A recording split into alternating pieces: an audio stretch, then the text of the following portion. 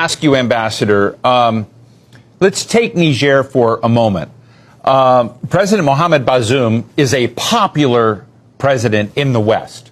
You know, the IMF liked him, the World Bank liked him, the United States liked him, France seemed to like him.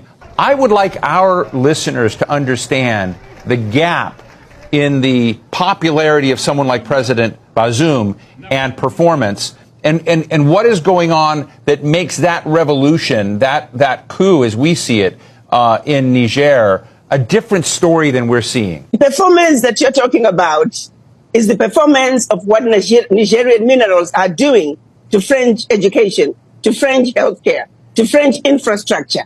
You tell me, why is it that 95% of Nigerian uranium is powering over 30% of France, while over 70% of Nigerians have no electricity? How is that okay?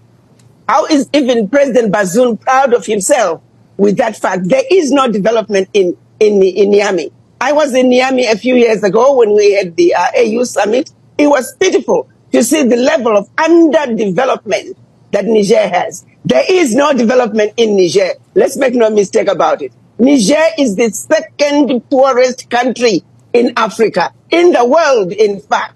So how can President Bazoum be proud of himself? What development is he talking about? You're talking about developing France? There is no development in Niger. One of the poorest countries on earth. And of course, IMF would love them. World Bank would love them. France would love him. Because he is allowing the pilferage, the exploitation to continue.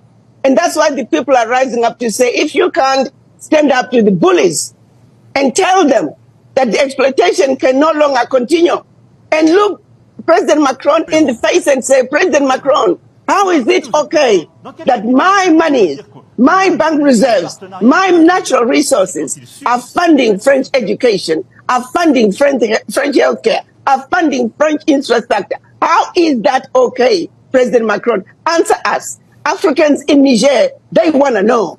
So when you tell me that he is favored by the West, it makes sense. But he's definitely not favored by the people because there is no development. Let's be serious here. Let's stop pushing lies about what's happening. They know the exploitation is happening. It's happening in Niger. It's happening in Burkina Faso. It's happening in Mali. It's happening in every African country. Let's make no mistake about this. We're sick and tired of giving up our lunch to Western nations. African children, they need to eat too.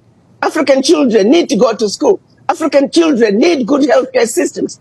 Behind all that abuse, we need to let the Western world know that there are millions of African children who are going hungry, millions of African children who are dying, millions of women, African women who are dying giving birth to another life, millions of African youth who are unemployed, all because the Western world is continuing with the agenda of exploitation, and exploitation of the African continent. That era is over. Well, and we're coming together as Africans and saying, enough is enough. This has got to stop. From a practical viewpoint, and